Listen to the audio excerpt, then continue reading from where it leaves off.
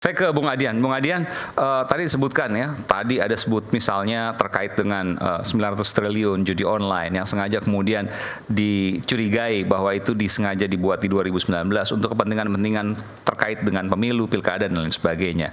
Kemudian juga ada penguasa lama, penguasa baru, penguasa hybrid. Anda punya komentar soal itu semua? Komentarin apa ya? Yang mana yang dikomentari? Kalau Republik kita ini semuanya masalah kok gimana? Semua masalah masa sih Bung Adian? Betul. Dan gimana tuh penjelasannya? Dan gini apa?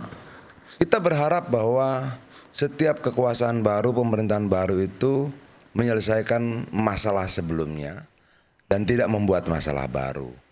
Nah, dalam perjalanan pemerintahan kita dari pemilu ke pemilu misalnya, masalah lama tidak terselesaikan, masalah baru bermunculan. Masalah lama misalnya, masalah lama Banyak dong. Dari persoalan konflik agraria tidak selesai, pelanggaran HAM tidak selesai, korupsi masa lalu tidak selesai. Itu tidak pernah diselesaikan, lalu muncul masalah baru dalam prosesnya.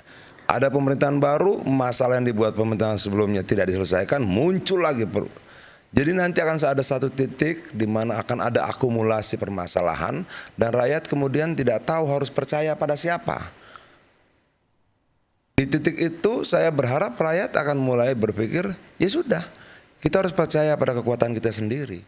Ketika tidak lagi yang bisa diharapkan, KPK katanya mau memberantas korupsi, 78 pegawainya terlibat pungli, lalu selesai hanya dengan ucapan maaf.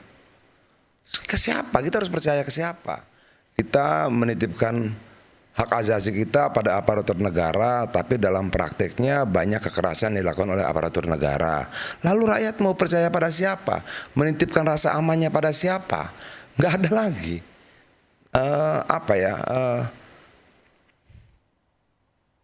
Ungkapan tuh enak kita dengar ya, tapi menurut saya bukan bagaimana kita membangun narasi, tapi bagaimana berbuat.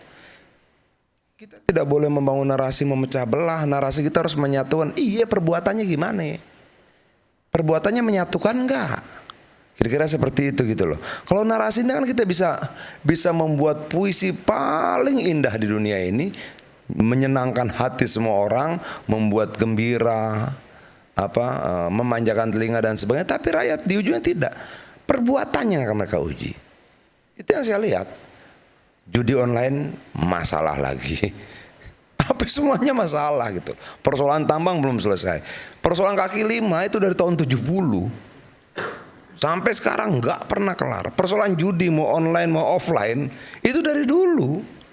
Tidak pernah selesai tuh. Yang berubah kan cuma alatnya, toolsnya, teknologinya. Masalah sama kok. Itu apa? Sementara negara lain sudah bicara yang lain, kita masih itu aja. Dari tahun 70-an problem tenaga kerja Indonesia yang di luar negeri, tenaga kerja migran gak pernah selesai. Dia cuma menjadi objek politik dibicarakan menjelang pemilu agar dapat dukungan suara dari mereka, menang, dipinggirkan lagi, begitu aja terus. Nah, saya takut begini. Sampai kapan batas kesadaran rakyat ini? Sampai kapan batas kesabaran ini akan berakhir? Ada batasnya nggak? Pasti ada. Oke, nanti misalnya betul dibilang Pak Hensa tadi, tanggal 1 Januari PPN 12%, bulan Februari kalau salah diralat ya. Kalau tidak salah itu opsen pajak 66%. Bulan Maret sudah masuk hari raya Idul Fitri segala macam. Di sisi yang lain ada situasi politik yang tidak kunjung nyaman itu loh. Nah, dolar sudah 16.000 lebih, gaji buruh naik 6,5% ya, yang secara serta merta juga akan mendongkrak harga barang. Nah, kalau itu semua terjadi dan di sisi lain ada instabilitas politik, ketegangan politik yang tidak berakhir, rusak. Berat buat rakyat, buat pemerintah, berat buat bangsa ini. Tapi niat baik itu nggak bisa datang dari yang tidak berkuasa. Harus datang dari yang berkuasa, harus datang dari mereka yang memegang tongkat komando. Nah, kalau kemudian tidak, kita lihat aja.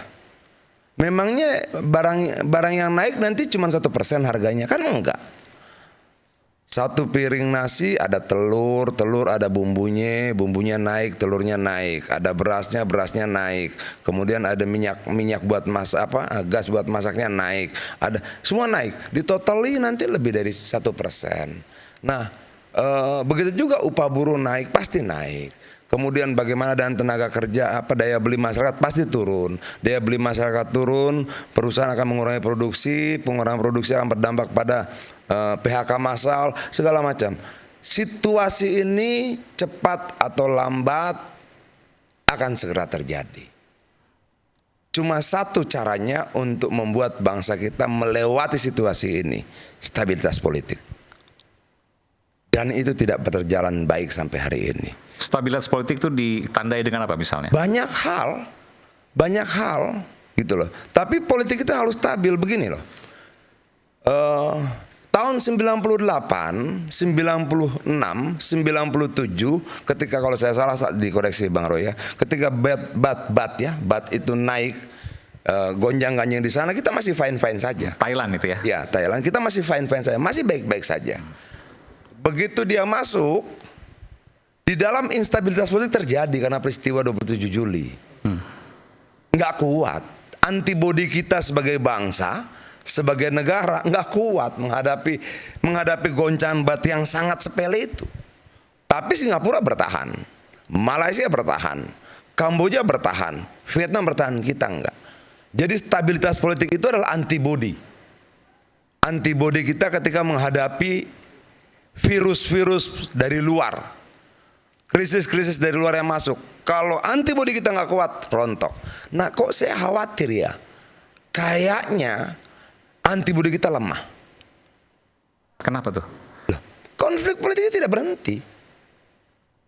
Pemilu tidak menjadi momentum berakhirnya pertikaian politik, perebutan kekuasaan, kompetisi, tidak.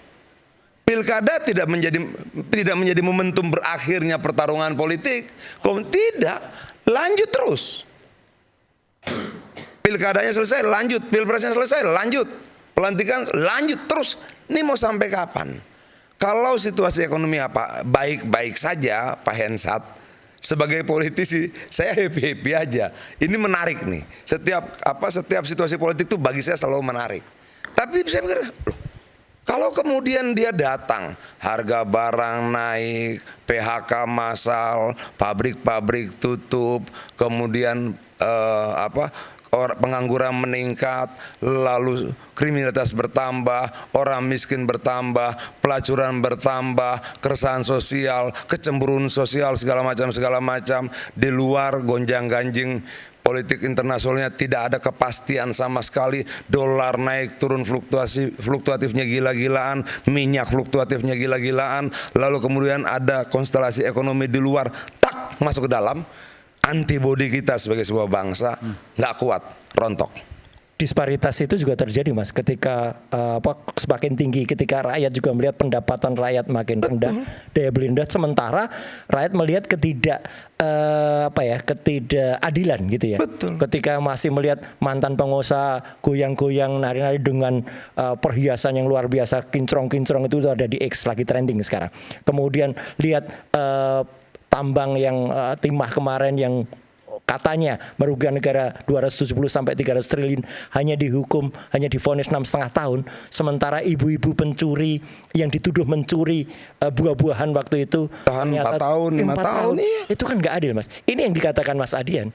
Gitu. Saya bukan ahli sosial dalam hal ini, tapi ini muncul dalam teknologi, muncul dan sekarang rakyat semua orang bisa mengakses X, bisa mengakses data, dan itu yang kemudian perbedaannya dengan 98 bisa dikontrol karena waktu itu Pak Harto bikin, Mas Aiman mesti ingat waktu masih di RCTI dulu ada namanya TV Pool, ya kan, dikumpulkan dulu itu gara-gara dulu salah satu menteri waktu itu bilang cabut gigi. Kemudian dikontrol Pak Sarwono Kusuma ya, Pak Sarwono. Sekarang nggak mungkin lagi itu terjadi karena semua orang bisa mengakses, dan inilah keniscayaan teknologi yang kemudian bisa membuat, dan ini saya khawatir Mas. Tadi Viti di depan tadi ada yang Garuda Biru tadi, itu akan membuat 22 Agustus kemarin itu baru prolog, baru preview. Apa yang saya Peringatan pakai darurat ini, itu. Iya, peringatan. People power ini kalau enggak hati-hati orang yang berkuasa sekarang dan tetap memainkan seperti ini, kita tidak berharap. Ini Tapi bisa terjadi. ada tulisan-tulisan beredar di sosial media. Suatu saat si miskin tak akan memiliki apapun untuk dimakan kecuali si kaya. Ini mengerikan saya bacanya. Nggak ada lagi yang dia makan. Yang dia lihat orang kaya, ya itu yang dimakannya. Nah saya takut gitu loh. Saya ini orang yang pernah melewati peristiwa 98, kerusuhan, penjarahan di mana-mana, dan saya bilang cukup, itu tidak boleh terulang lagi. Apakah PPN diturunkan bisa mencegah itu? Apakah opsen diturunkan bisa mencegah itu atau tidak? Tapi yang saya tahu dalam pengalaman sejarah saya, antibodi kita harus kuat. Oke. Antibodi itu adalah stabilitas politik. Kalau enggak, berat.